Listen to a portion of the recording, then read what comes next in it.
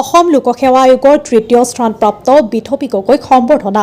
অসম লোকসেৱা আয়োগৰ পৰীক্ষাত অসমৰ ভিতৰত তৃতীয় স্থানপ্ৰাপ্ত তৈলনগৰী ডিগবৈ বাপাপুঙৰ নিবাসী সুকুমাৰ গগৈ আৰু মাধুৰী গগৈ দ্বিতীয় কন্যা বিথপী গগৈক কৱাৰু ডি ছিনিয়ৰ ছেকেণ্ডেৰী স্কুলে এখনি ফুলাম গামোচা বঁটা জাপিৰে সম্বৰ্ধনা জনায়। অনুষ্ঠানত উপস্থিত থাকে আৰ ডি ছিনিয়ৰ ছেকেণ্ডেৰী স্কুলৰ সঞ্চালিকা চিমি ধানোৱাৰ, অধ্যক্ষ দীপজ্যোতি দে, শিক্ষক শিক্ষয়িত্ৰী, বিথপীৰ পিতৃ মাতৃ আৰু ছাত্ৰ ছাত্ৰীসকল। ডিগবৈৰ পৰা নিজুমণি শইকীয়াৰ ৰিপৰ্ট, নিভাজ অসম লাইভ।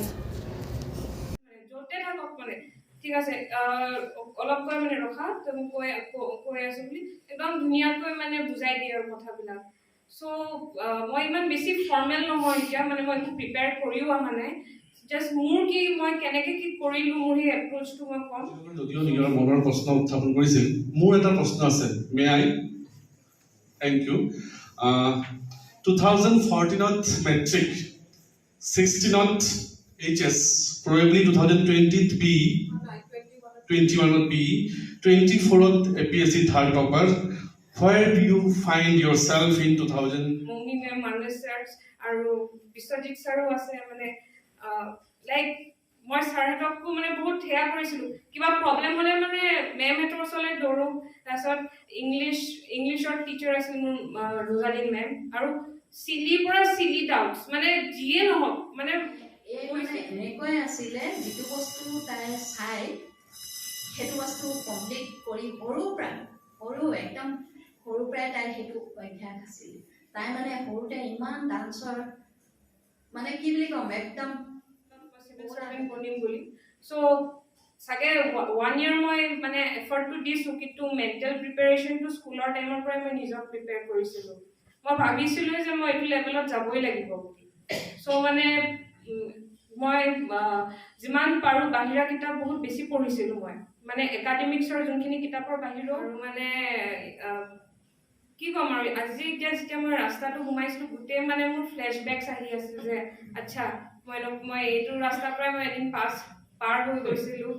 তাৰপিছত মানে আজি আকৌ যেতিয়া ঘূৰি আহিছোঁ, আগতে এইটো চাইডত আছিলোঁ, এতিয়া মই এইফালে আহিছোঁ। এতিয়া মই মোৰ মাইক্ৰফোনটো আমাৰ প্ৰিয় ছাত্ৰী বিথপীৰ ফালে আগবঢ়াই দিছোঁ। আৰু মই এইখিনিতে এটা কথা ক'ব বিচাৰিম, যেতিয়া বিথপীৰ নামটো শুনিছোঁ, মোৰ যিটো মানে অৱয়ব মনত আহিছে আৰু ধুনীয়াকৈ হয়তো নাহিলে মই সঁচা কথাকৈ কৈছোঁ, কিন্তু আজি আমি গৌৰৱ অনুভৱ কৰিছোঁ বিশেষকৈ, কাৰণ she was a student, she was an ex-student of this institution. So this journey, all of us know this journey. সাফল্যৰ কথা শুনিম, বিথপীয়ে আগবঢ়োৱা বাটেৰে তোমালোক যাতে আগবাঢ়ি যাব পৰা, সেই বাটৰহে আমি আজি সন্ধান ল'ম। মই বিথপীৰ পিতৃ মাতৃও আমাৰ মাজত উপস্থিত আছে। মই তেখেতসকলকো আমাৰ অভিনন্দন জ্ঞাপন কৰিছোঁ, কাৰণ তেখেতসকলৰ কন্যাই যি সন্মান আজোৰা এই ধৰণে বিচাৰে আৰু যাতে ষ্টুডেণ্ট আগবাঢ়ি আহে, অনুপ্ৰেৰণা পায়, তেওঁ নিজৰ মুখেৰে কৈছে। গতিকে তোমালোকে যি ধৰণে বিচাৰা তেওঁ সেই ধৰণেই তোমালোকক সহায় কৰিব। আৰু আমি আচলতে বেছি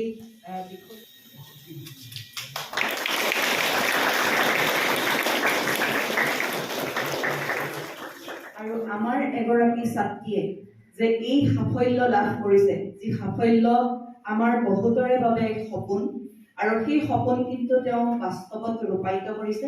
আমাৰ ছাত্ৰ ছাত্ৰীসকলেও প্ৰাক্তন ছাত্ৰী 2015 আৰু 16 বৰ্ষৰ বিথপী গগৈ, তেওঁ ছায়েন্স কোচিঙৰ ষ্টুডেণ্ট আছিলে, আৰু তেখেতে অসম প্ৰশাসনীয় পৰীক্ষাত অসমৰ ভিতৰতে তৃতীয়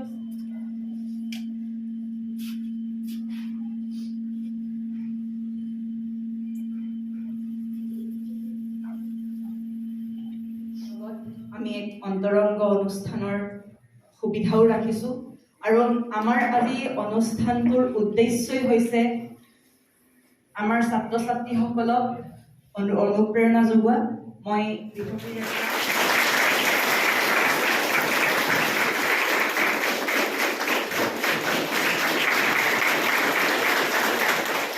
আমি বিথপী গগৈক এখনি ফুলাম গামোচা, এখনি শৰাই আৰু এটি জাপিৰে আমাৰ সম্বৰ্ধনা সকলোৱে উষ্ম আদৰণি জনাব লাগে। ছাত্ৰ ছাত্ৰীসকলে উষ্ম আদৰণি জনাব লাগে। লোকসভা আয়োগৰ পৰীক্ষাত আমাৰ ছাত্ৰী প্ৰাক্তন ছাত্ৰী বিথৱী গগৈৰ যিটো সাফল্য অসমৰ ভিতৰতে তৃতীয় স্থান দখল কৰে, মই পোনপ্ৰথমে তেখেতলৈ মোৰ আন্তৰিক অভিনন্দন জ্ঞাপন কৰিব বিচাৰিছোঁ। আৰু 2016 RD জুনিয়ৰ কলেজৰ পৰা ছায়েন্স বিভাগত তাই উত্তীৰ্ণ হৈছিল। সেইকাৰণে আমিও আজি যথেষ্ট গৌৰৱান্বিত অনুভৱ কৰিছোঁ। ডিগবৈবাসী ৰাইজ হিচাপেও আমি গৌৰৱ অনুভৱ কৰিছোঁ, তেখেতৰ উজ্জ্বল ভৱিষ্যত কামনা কৰিছোঁ। আজিৰ এই দিনটোত আমি আচলতে আমাৰ এই RD পৰিয়ালৰ মাজত RD অনুষ্ঠানত আমি এটা সম্বৰ্ধনা অনুষ্ঠানৰ আয়োজন কৰিছিলোঁ। তাই লগতে তেখেতৰ পিতৃ মাতৃও আমাৰ মাজত উপস্থিত হৈছিল। আমি যথেষ্ট সংখ্যক ছাত্ৰ ছাত্ৰীৰ উপস্থিতিত আমি এটি সম্বৰ্ধনা অনুষ্ঠানৰ আয়োজন কৰি তেখেতৰ উজ্জ্বল ভৱিষ্যত কামনা কৰিছোঁ আৰু আশা কৰোঁ বিথৱীৰ যিটো সাফল্য সেই সাফল্যক আমাৰ বৰ্তমান ছাত্ৰ ছাত্ৰীসকলে অনুপ্ৰেৰণা হিচাপে ল'ব আৰু আগন্তুক ভৱিষ্যততো আমি তেনেকুৱা ধৰণৰ সাফল্যমণ্ডিত বহু ছাত্ৰ ছাত্ৰীক পাম। ধন্যবাদ।